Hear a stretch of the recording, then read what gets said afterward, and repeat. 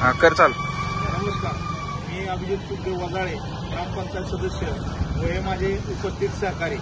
आज या ठिकाणी सदस्यांच्या अधिकाराचं हनन होत असल्या कारणाने माळीनगर ग्रामपंचायती आम्ही हलगीनाथ आंदोलन या ठिकाणी केलेलं आहे.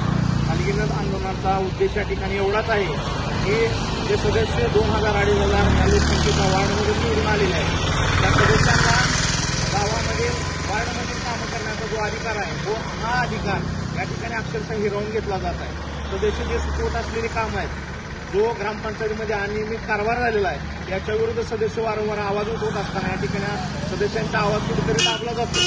सदस्यांच्या अधिकाराचे या ठिकाणी हनन होते. याच्या विरोधामध्ये आम्ही आज या ठिकाणी हलगीनाथ आंदोलन केलेलं आहे.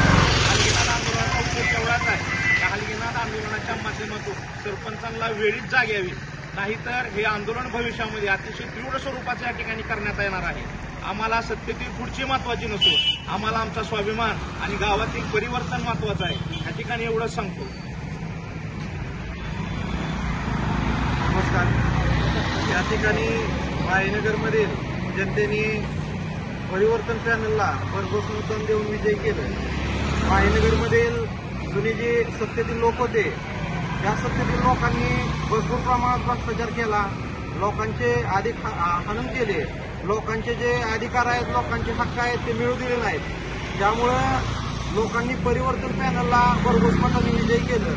मुळात परिवर्तन या शब्दाचा अर्थ असा आहे की या देशात समता प्रस्थापित व्हावी, लोकांना त्यांचे न्याय अधिकार मिळावे, लोकांना त्यांच्या सोयीसुविधा मिळाव्या.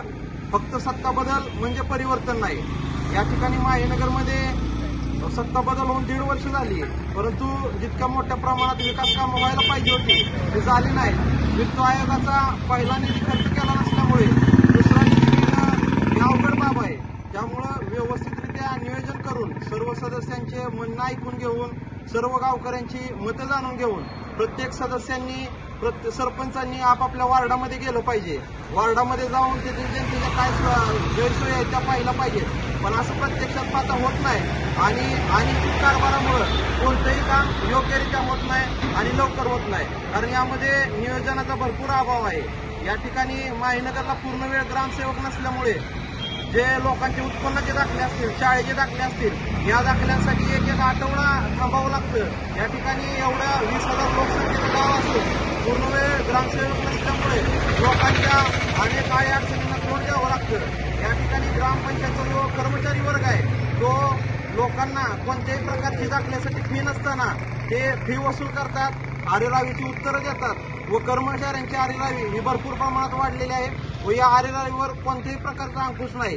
या ठिकाणी जो जुन्या सत्तेतील लोकांनी भ्रष्टाचार केला त्या भ्रष्टाचाराच्या विरोधात सर्वप्रथम माळीनगरमधील आंबेडकरी चळवळीतील सर्व कार्यकर्त्यांनी उठाव केला. हा उठाव एवढा तीव्र होता की या उठावामुळे माळीनगरमधील जनता जागृत झाली. जनता जागृत झाल्यानंतर माळीनगरमधील सर्व समविचारी लोकांनी एकत्र येऊन हा पॅनल केला. ज्यावेळेस पॅनल निवडून आला त्यावेळेस तो पॅनल मोहिते पाटील पुरस्कृत पॅनल निवडून आला. आज या अपयशाची जबाबदारी मोहिते पाटलांनी घ्यावी आणि त्यांनी या ठिकाणी लक्ष देऊन जर तुमचा विजय झाल्यावर हा पॅनल तुमचा आहे तर अनियोजन होत असेल तरी पण हा पॅनल तुमचा आहे याची जबाबदारी घ्यावी.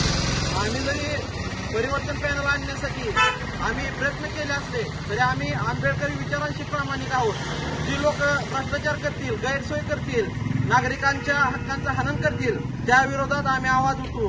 माळीनगरमधील खरं तर हा आवाज माळीनगरमधील विरोधकांनी उचलला पाहिजे, पण विरोधक सुद्धा आज पूर्णपणे शांत आहे. तो कोणत्या कारणाने शांत आहे हाच प्रश्न माळीनगरची सर्व जनता विचारत आहे. या ठिकाणी या आंदोलनातून तरी काहीतरी बोध घेऊन या ठिकाणी पुढील नियोजन व्यवस्थितरित्या करून माळीनगरमधील सर्व जे राहिलेली कामं आहेत ती पूर्ण करावी व माळीनगरच्या सर्व जनतेला न्याय देऊन खऱ्या अर्थाने परिवर्तन झालं या ठिकाणी असं संबोधलं जाईल. हे परिवर्तन झालंय हे आपल्या कामातून सरपंच व सर्व सदस्यांनी दाखवून द्यावं ही त्यांना मी या आंदोलनाच्या माध्यमातून विनंती करतो. जय भीम, जय भारत.